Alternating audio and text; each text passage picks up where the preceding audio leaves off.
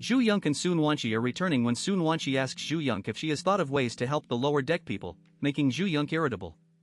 She resolves to discuss it with Zhang Yi again or plead with her uncle Zhu Zhang, though she is reluctant since Zhu Zhang showed utter indifference and criticized her initiative during her previous report, being a ruthless man who decided to shut out over 10 million people from Blizzard City.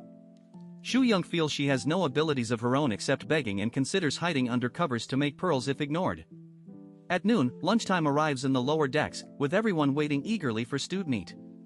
The gatekeeper unlocks chains, and Xie Changming emerges to place buckets of food, having lost his helper since the Yamada Masanami incident. The aroma of stewed meat fills the deck, causing people to swallow hard and fix their gleaming eyes on the food. Zagu, the smuggler gang leader, emerges from his room with henchmen, drawn by the meat, and his lowered guard from long-term obedience, and Lu Dahai's show of weakness leads him to rush to the food, grabbing a chunk of meat and stuffing it into his mouth. Lu Dahai and others appear, and Lu Dahai lunges at Zagu, plunging a toothbrush into his neck. Blood gushes out, and Zagu collapses but is not dead initially. Lu Dahai straddles him, stabs again, and Zagu dies with astonishment in his eyes. The onlookers are stunned, and Zagu's henchmen are terrified, trying to run back. Lu Dahai laughs loudly and roars furiously, glaring at everyone. The fishermen's gang members pull out weapons like sharpened toothbrushes, salvaged toilet seats, and bed legs. Ron Lei leads the charge, and dozens swarm forward, tackling the smuggler gang members to the ground and attacking them with weapons, causing blood to splatter and ignite primal ferocity.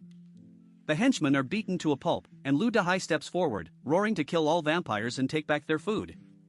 The fishermen's gang charges ahead, followed by others with bloodshot eyes, their pent-up emotions exploding. The smugglers try to block their door, but the iron gate is rammed open quickly, and Lu Dahai, holding the bloodstained toothbrush, glances at the stowaways and roars to kill, beginning a bloody melee driven by bloodlust and hatred from enduring hunger, making them more terrifying than jackals. The smuggler gangs fight back, but the fishermen's gang and others are better prepared with weapons and thick clothing. Inside the lower deck, the slaughter continues with toothbrushes plunged into necks and eyes, wooden sticks striking heads and bodies, and inefficient killing due to lack of sophisticated weapons. Some use clothing to strangle each other in close combat, creating a primal, bloodthirsty scene of groups writhing and grappling on the floor. Those blinded by rage are also gripped by fear of death, leading to inability to distinguish friend from foe and frequent accidental injuries. Wailing and screams fill the deck. Above, the Ganria gang members notice the terrifying screams and lie on the floor to listen, realizing murder is happening below. They tremble with fear, having lost awareness of death and chaos due to superior living conditions. Che Haichang rushes to the door, pounding and shouting about murder to claim credit. A crew member approaches, hears the screams through the hatch crack, and returns to the control room. In the control room, the crew member monitoring surveillance is eating and watching the fight unfold with a strange smile, discussing with the approaching crew member how the fishermen are winning and how interesting it is, showing no urgency. They decide not to tell Boss Tian immediately since he is eating. The middle deck where the Yenlu group is located has limited surveillance, but the lower decks are fully monitored, and everything is under the crew's control. The crew members, seasoned sailors and warriors, had anticipated the battle, and no one cares about the conflict except Zhu Yonk and Sun Wanqi. On the top floor, Zhang Yi and Zhou Kor leisurely enjoy breakfast in pajamas while watching TV. Zhu Yonk and Sun Wanqi are soothing their baby. Old Tian and other sailors eat breakfast and gossip. Meanwhile, the lower deck screams and shouts are heart-wrenching. The fighting descends into a frenzy with friendly fire and sneak attacks on disliked people, such as a man using a bed leg to smash his boss's head and stabbing him repeatedly due to an affair with the boss's wife. Others kill comrades out of fear or mental breakdown, killing indiscriminately. The Ganryu gang members feel this horror acutely, some covering with blankets and trembling, pleading for intervention. They wonder why the higher-ups with guns haven't intervened. In Li Zhongyu and Zhang Weiwei's room, Zhang Weiwei comforts the children, telling them to cover their ears, and asks Li Zhongyu why Captain Zhang hasn't intervened. Ma Wenzhang, putting on sneakers, comments that this might be the result they wanted. Li Zhongyu and Zhang Weiwei look at Ma Wenzhang after his comment. Li Zhongyu lowers his gaze in agreement, while Zhang Weiwei asks what he means, questioning if they are just standing by. Ma Wenzhang closes and opens his eyes with compassion, explaining that the ship is like an isolated island with limited supplies, and Zhang Yi is a rational person who controlled the number of people to maintain balance but didn't expect Zhu Yonk to add over 20 people, creating a 12% over limit that is serious. He says if not resolved, none may survive, and they are allowing the killing to reduce numbers, calling it personnel optimization. Zhang Weiwei understands but feels it is cruel and worries if it will be their turn next, looking at Li Zhongyu with panic.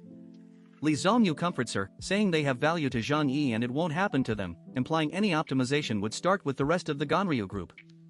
Zhang Weiwei sighs with unresolved worry.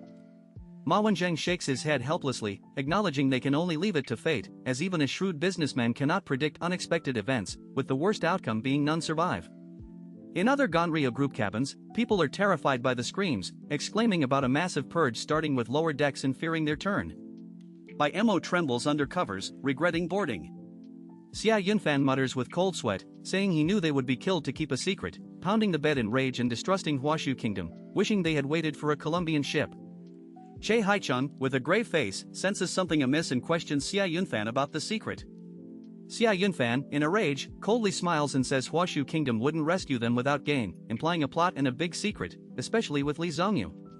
Che Haichung's eyes light up, thinking grasping the secret could ensure survival, and urges everyone to recall everything from Ganryu Island, as unnoticed secrets from survival times might now be crucial.